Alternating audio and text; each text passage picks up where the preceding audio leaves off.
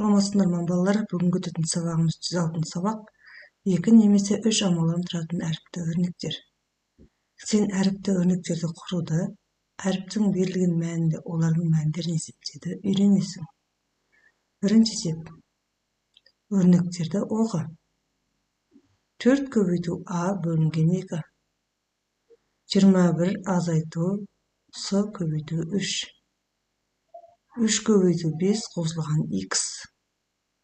12 қосылған 18 бөлінген Б. 9 қосылған 3 пен бұның көбейтіндісі. А мен 5-ің көбейтіндісінен 9-ды азайту. Екінші есеп. Өрнектерді жаз және олардың мәнін тап. Бірінші. А көбейту 5 пен 5 бөлінген 1 өрнектерінің қосындысы. А көбейту 5 пен 5 бөлінген 1 өрнектерінің қосындысы. Аның мәні 4-ке тең екен. 4-ті аның орнына қоямыз. 4 5-ім 20. 5-ті 1-ге бөлсек 5. 20-ға 5-ті қоссақ 25. Екінші. 3 пен 4-дің көбейтіндісі мен 32 мен аның өрнектерінің айырмасы. 3-ке 4-ті көбейтеміз. 32 бөлінген А. Аның орнына 4-ті қоямыз. 3 4-ім 12. 32-ден 4-ке бөлсек 8. 12-ден 8 алсақ 4.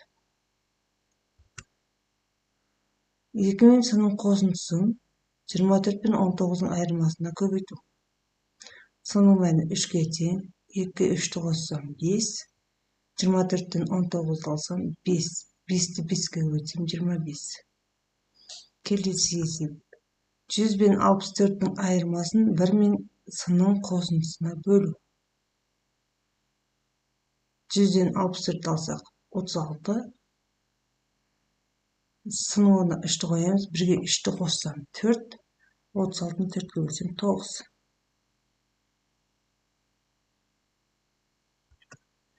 Келесі үшінші есепке барсақ, сызба бойынша есеп құрастыр, есептің шешуін әріпті өрнек түрінде жаз. Мысалға былай алсақ, алма дүкеннен А килограмм алма және одан 8 есе кем құрма сатып алды.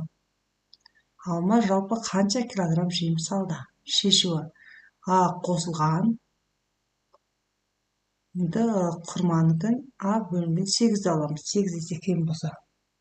Бізде бұл жерде әріпті өрнек болғаннан кейін, әріптің орнына сан белгісіз болғандықтан, сол әріпті өрнектің өзін жауабы ретінде алсақ болады. А қосылған А бөлінген 8 килограмм жеміс сатып алды. Төртінші есеп түйінділерді шеш. X көбейту 3-тен 27. X үшін 27-ні 3-ке бөлеміз. X-тің мәні 9-ға тең. 9-ды X-тің орнына қоямыз. 3 9 27. Келесі Б бөлінген 3 тең 6. Бұны табу үшін 6-ны 3-ке көбейтеміз. Бұның мәні 18-ге тең. Бұның орнына 18 қойып, теңдеуімізді тексереміз. 18 бөлінген 3 тең 6. Келесі есеп. А қосылған 29 тең 5 қосылған 40. А қосылған 29 тең 45. Аның мәні табу үшін 45-тен 29 аламыз. Аның мәні 16-ға тең болады. 16-ны аның орнына қойып, теңдеуімізді тексереміз.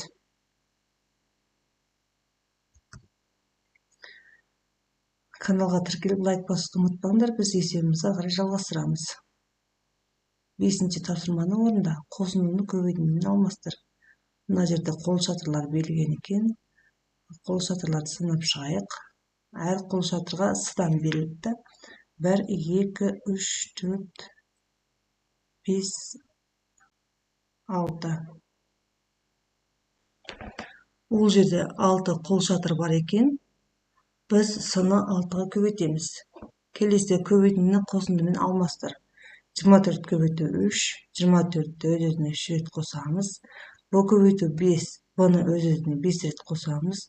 100 көбейту 5. 100-ді өз-өзіне 5 рет қосамыз.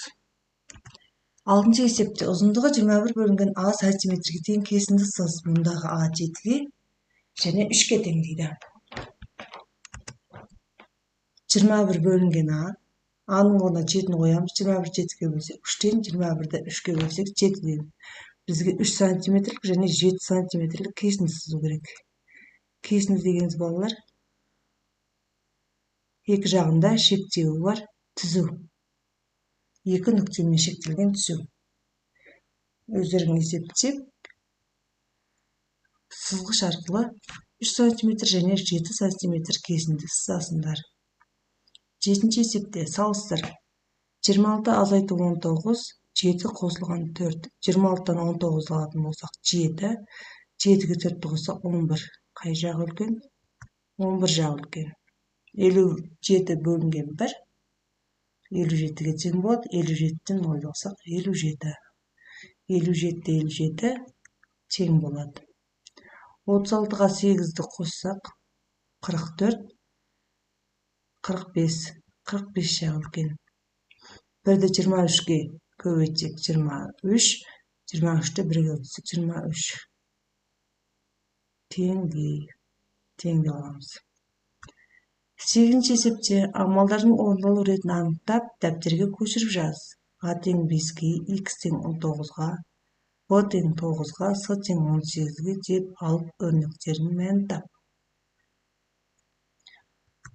11 азайту 2 көбейту А. Аның орнында біз 5-ті аламыз. Бірінші көбейту амалы орындалады.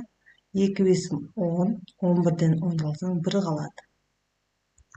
9 қосылған 2 бөлінген 4. X-тің мәні бұл жерде 19-ға тең екен. X-ің 19 қоямыз. 9-ға 19-ды қостақ 28, 28-ді 4-ке бөлсек 7.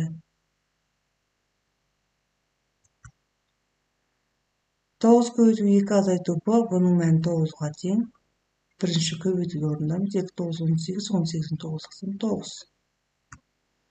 36 азайту С бөлінген 2, С-ның мәні 18-ге тең. 36 азайту 18 бөлінген 2. 18-ді 2-ге бөлсек бірінші бөлу амалы орындалады. 9-дан 36-дан 9-ды алсам 27. Келесі ойлан тап. 9-ші есеп. Сәуле атасынан сіз неше жастасыз деп сұрады.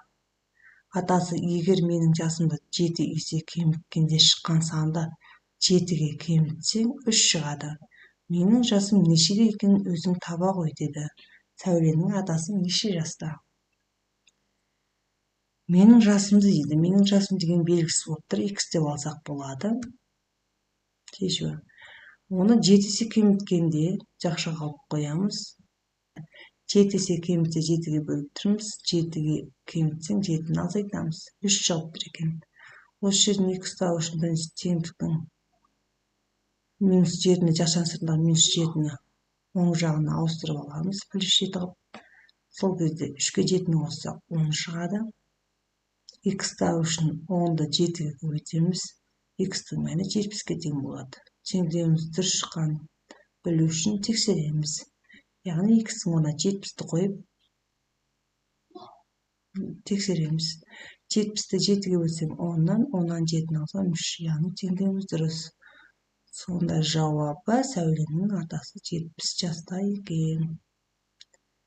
Осымен балалар бүгінгі сабағымыз аяқталды. Келесі сабақта кездескенше каналыма тіркеліп лайк басуды ұмытпаңдар.